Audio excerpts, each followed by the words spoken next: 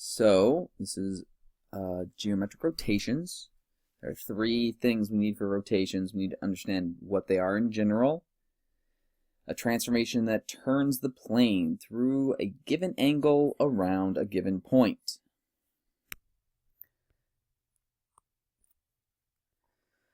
So when we have our xy plane, our coordinate plane, and we're looking at rotating around a point, we're going to rotate around the origin here because this is a great way of thinking about it. If we take this figure and rotate it around the origin, where would it go? Depending on the angle that you rotate between the two figures, so if the pre-image was over here and we're rotating from the origin, depending on the angle that's formed of that rotation, that's your angle of rotation that they're talking about. The point of the rotation is that point that you're rotating about, because it doesn't have to be the origin. We'll talk about how you deal with that later on. And that's the basics of what we're doing. We're taking a shape and we're rotating it a given number of degrees around a point. So, how many degrees does a right angle measure? A right angle is like where the wall comes into the floor.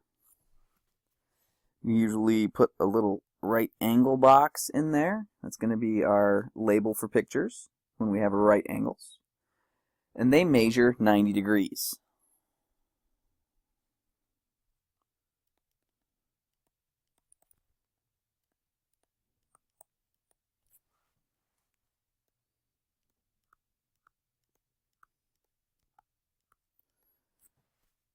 What is a degree? Well, we took the once around a circle and chopped it up into 360 parts. Each one of those parts is 1 degree. And so that's how we define our measuring in degrees, is that all the way around a circle is 360 degrees. If you chop it into 360 even parts, those are each 1 degree. Right angles are 1/4 of that, 90 degrees.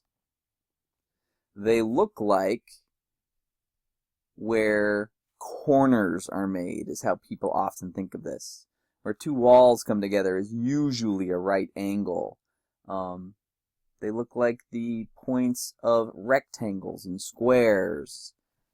So there's lots of ways we can answer what does a right angle look like.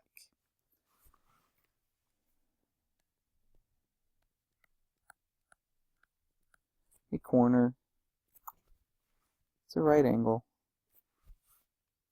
When we see a right angle labeled in a picture, it's the little box where the two lines intersect. So this little box that we've drawn a couple of times now is how we show in a picture that two lines are making a right angle. A straight angle is formed by a line, so it's just a line. That's what it looks like. It looks like a table, a wall, a floor, a line. The angle here is what we're talking about. How many degrees does a straight angle measure? 180 degrees. How many degrees are there in a full rotation around a circle? That's the 360 going all the way around. And so in 1/4 of a circle, we can always do fractions of a circle by taking the fraction and multiplying by the number of degrees all the way around a circle. It doesn't matter if it's 1/4 or 1/5 or whatever we want to find. When you multiply fractions, top to the top, bottom to the bottom. So 360 divided by 4 is 90 degrees. We already said a right angle is 1/4 of a circle. So 1/4 times the 360 degrees around the circle is that 90 degrees that we got for the angle of a right, or the measure of a right angle. Rotating around a circle depending on which way we rotate, one way has to be positive and one way has to be negative. So the standard mathematical practice here is to call counterclockwise the positive direction and clockwise the negative direction. So those are two standard definitions of mathematics going around the circle for which way we rotate. You can rotate positive degrees or negative degrees. Which brings us to our standard rules for rotating about the origin. If we rotate 90 degrees about the origin, then the point's image, you're going to switch the x and y and take the opposite of the y coordinate. So you wind up with the point AB becoming the point negative BA, or the opposite of BA. So here's our three rules for rotating things about the origin. And we're going to go to the next page and we're going to try to use those rules. So what are our 3 points here? 0, 0, 3, 0, and 3, 2. When we rotate that 90 degrees about the origin is the point 0, 0, so there's the point we're rotating around. So that point isn't going to move. It's still 0, 0. A and A prime, A and its image are the same point. A prime is also the point 0, 0. B prime rotated 90 degrees around the origin. So if our A is 3 and our B is 0, and we want to rotate that 90 degrees about the origin, we want the opposite of B, comma A. So we have the opposite of 0, comma 3. What's the opposite of 0? Well, negative 1 times 0 is still 0. So we have the point 0, 3. B prime is the point 0, 3. And 3, 2.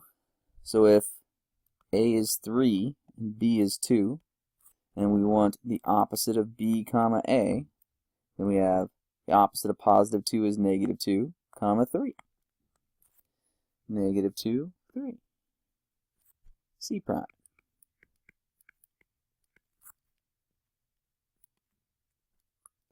And there is our image of triangle ABC.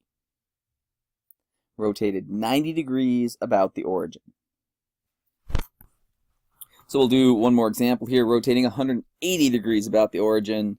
So our original point 0, 0 stays at 0, 0. A prime doesn't move. B, which is 3, 0. We're taking the opposite of A and the opposite of B.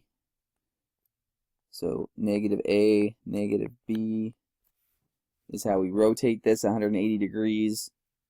So if our A is 3 and our B is 0, we have negative 3, comma 0. B prime. And C, the point 3, 2. Our A is 3, our B is 2. And so the opposite of 3 and the opposite of 2, negative 3, negative 2, is C prime.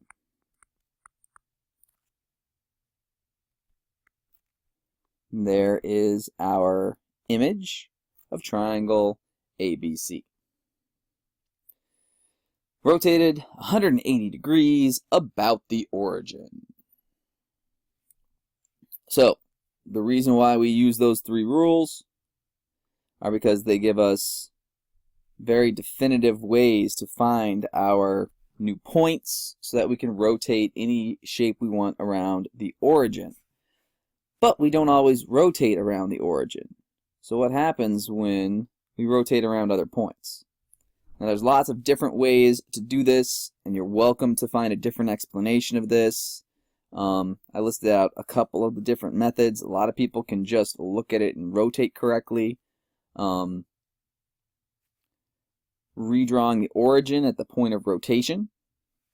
And so if we say in the C, we're rotating around point A, the point 2, 2. And let's rotate 90 degrees. So we're going to rotate 90 degrees about the point 2, 2. So when we redraw our axes, thinking of them as going through A. So our new x-axis and our new y-axis, this point would be the point 2, 1. Which means when we use our defined rotate around the origin, because we're thinking of this point as our new origin, we take the opposite of the y-coordinate and make it our new x-coordinate, and the old x-coordinate becomes our new y-coordinate. So we go to negative 1, 2.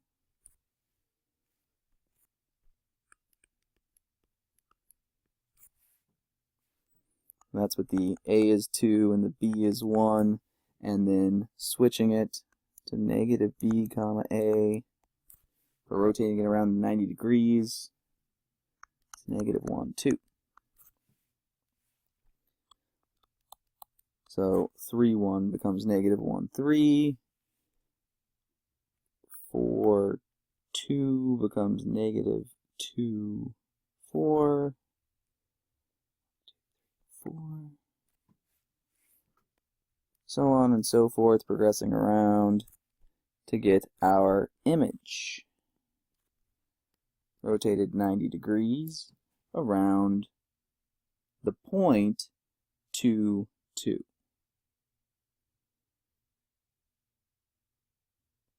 So that's the hard part, is that you have to redefine it in this new XY plane, but now go back to the original XY plane. So when you go back, and now we're thinking of the original XY plane, to define those points, we have the point 0, 3, 1, 4, 1, 5, 0, 3, 4, 5, 6, negative 1, 5, and negative 1, 4 as the points in our image. The point 2, 1 in the original XY plane is really the point 1, 2, 3, 4, 1, 2, 3.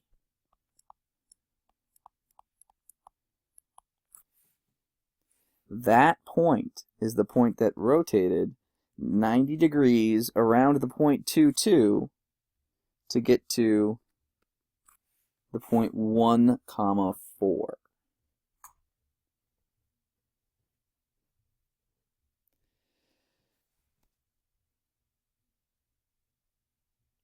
That 90 degrees can be found if you take the two lines.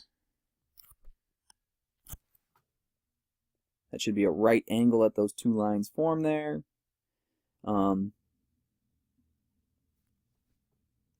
So that's the method I usually use, is just redrawing the origin so that I can use the defined, easy to do, rotate it 90 degrees, and then get rid of the new XY axis and just find the points where they lie in the original plane.